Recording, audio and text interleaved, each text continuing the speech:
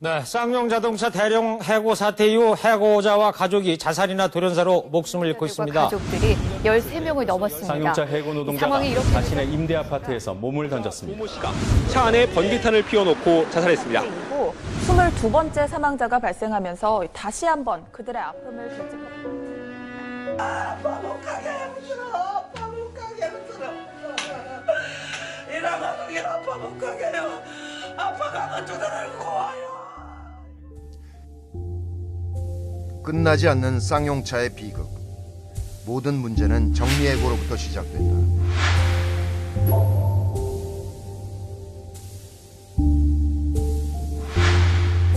회사가 어려워지면 정리해고는 어쩔 수 없다고 생각하기 쉽다.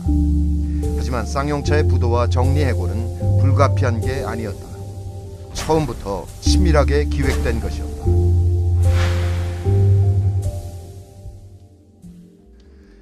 문제의 발단은 상하이차. 2004년 상하이차는 1조 2천억 원으로 평가받던 쌍용 자동차를 헐값에 인수했다. 인수 조건으로 상하이차는 1조 원이 넘는 대규모 투자를 약속했다. 그 후로도 몇 번 투자 약속을 했지만 이 중에서 지켜진 것은 단 한 건도 없었다. 상하이차의 유일한 목적, 그것은 기술 빼각이었다. 쌍용차에서는 신차를 개발하려면 통상 3천억 원 정도가 든다고 한다. 하지만 상하이차는 잘 나가는 쌍용의 신차 기술을 헐값에 가져가 버렸다.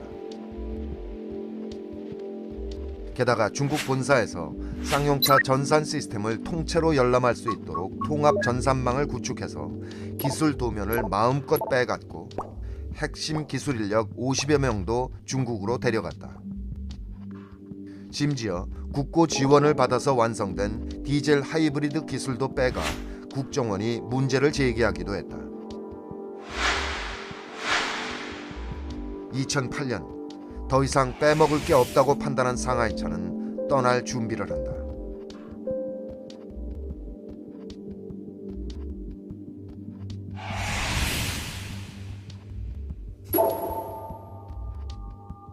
슬슬 눈치를 보던 상하이차는 2008년 말 세계 금융 위기가 시작되자 대주주로서는 이례적으로 자진해서 부도 신청을 낸다. 상하이차는 갚아야 할 어음이 932억 원인데 현금이 74억밖에 없어서 부도 신청을 낸다고 했다. 그러나 그들이 숨긴 사실이 있다. 쌍용차는 그때 상하이차로부터 받을 돈이 860억 원 가까이 있었다. 그리고 중국은행과 중국상공은행으로부터 2,100억 원 규모의 대출을 받을 수 있는 상황이었다. 게다가 산업은행은 중국은행들로부터 돈을 먼저 빌리면 추가 대출을 해주겠다고 약속하기도 했다. 그러니까 상하이차가 의지만 있었다면 얼마든지 어음을 갚고 경영을 계속해 나갈 수 있는 상황이었던 것이다. 상하이차가 고의적으로 부도를 낸 것이라고 볼 수밖에 없는 대목이다.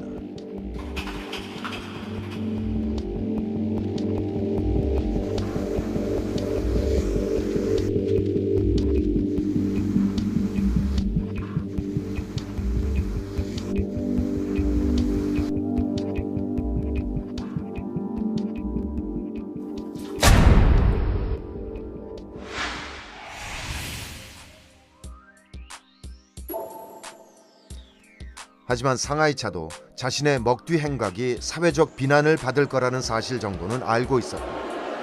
그들에겐 더 설득력 있는 철수 명분이 필요했다. 이때부터 그들은 쌍용차를 엄청난 부실 기업으로 둔갑시키는 꼼수를 부리기 시작한다. 장부상 숫자 조작 하나로 하루아침에 쌍용차는 부채 비율과 순손실이 엄청난 부실 기업이 돼버렸다. 이 마법 같은 숫자 노름이 도대체 어떻게 가능했을까? 상하이차는 쌍용차의 기업 회계를 담당한 안진회계 법인과 공모해서 2008년 말 느닷없이 쌍용차의 유형 자산 평가액을 대폭 낮춰버린다. 유형 자산 평가액이란 회사의 토지, 건물, 구축물, 그리고 기계 같은 자산을 말하는 것이다. 본래 그전까지 1조 3,825억원이던 평가액을 장부상 갑자기 8,677억으로 줄여버린 것이다. 자산 평가액을 줄이면 부채 비율과 순손실을 기하급수적으로 늘릴 수 있기 때문이다.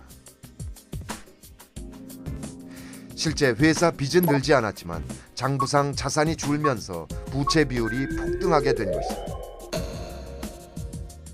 그리고 장부상 자산이 한꺼번에 5천억 원 넘게 깎이면서 순손실 역시 급증하게 된 것이다.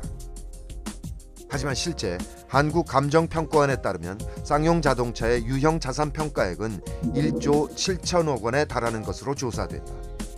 이는 안진회계법인이 책정한 금액보다 2배 가까이 많다. 결국 한국감정평가원이 낸 자료에 따라 계산을 다시 해보면 쌍용자동차 2008년 부채 비율은 561%가 아니라 150% 정도이고 순손실은 7천억 원이 아니라 2천억도 되지 않는다. 이는 다른 회사의 부채 비율과 비교했을 때 오히려 좋은 성적이다. 한국감정평가원이 3월 10일 이렇게 중요한 자료를 발표했음에도 안진회계법인은 이를 철저히 무시했다. 그리고 3월 27일 조작된 쌍용차의 회계 자료를 최종 승인한다. 회계 장부상 간단한 숫자 조작 하나로 멀쩡했던 쌍용차는 이제 누가 봐도 구도와 구조 조정이 불가피한 부실 기업으로 둔갑했다. 그 덕에 기술 빼가기와 먹튀 논란으로 욕을 먹던 상하이차는 이제 아무런 문제 없이 중국으로 돌아갈 수 있게 됐던 것이다.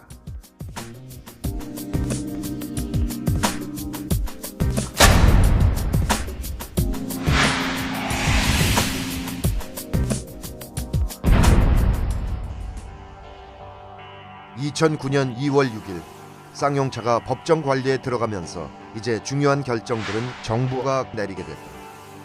이때 만약 주 채권자인 산업은행과 파산법원이 상하이차의 먹튀 경영에 대한 책임을 묻고 잘못된 회계 조작을 바로잡았다면 오늘과 같은 대규모 정리해고 사태는 일어나지 않았을 것이다. 하지만 이들은 상하이차의 불법적 회계 조작을 바로잡기는커녕 그것을 오히려 정리해고의 근거로 적극 이용하였다. 또 다른 회계 법인인 삼정 KPMG는 안진의 조작된 회계 자료를 그대로 인용, 회사가 이만큼 부실하니 2,646명에 달하는 정리해고가 불가피하다는 보고서를 작성한다. 그리고 회사는 전제부터 잘못된 보고서에 근거해서 일사천리로 정리해고를 몰아붙였다. 노조는 나름대로 자기 희생을 감수하면서 상생 방안을 제시했다.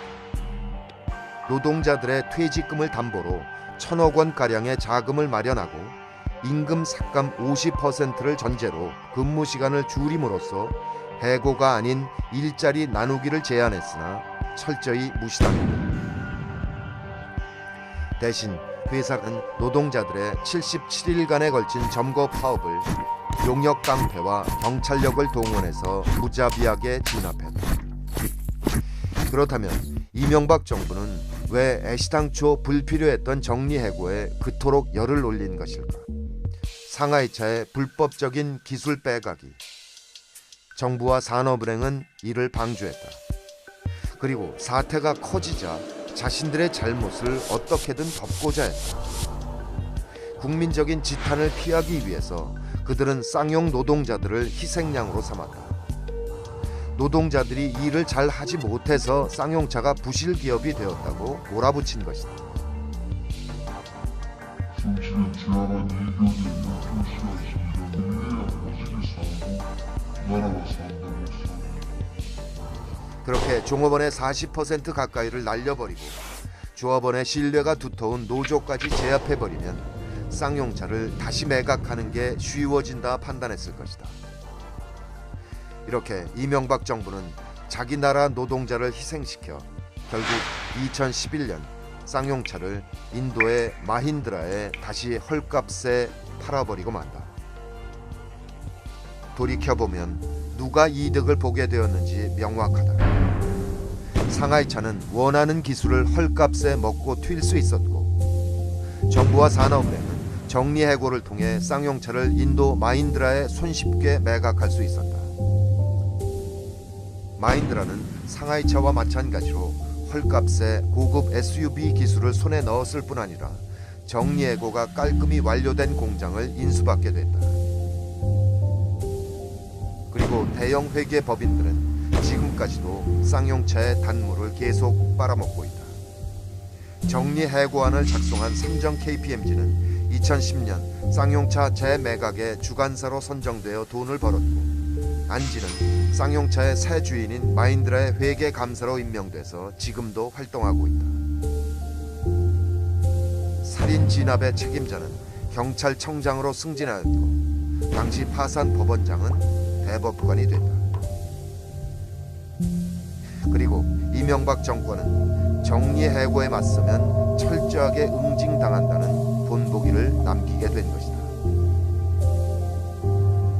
이렇게 모두가 거머니 속 채워넣다 정작 국부를 유출한 사건. 애꿎은 노동자들만 생활고에 자살로 내몰리고 있다.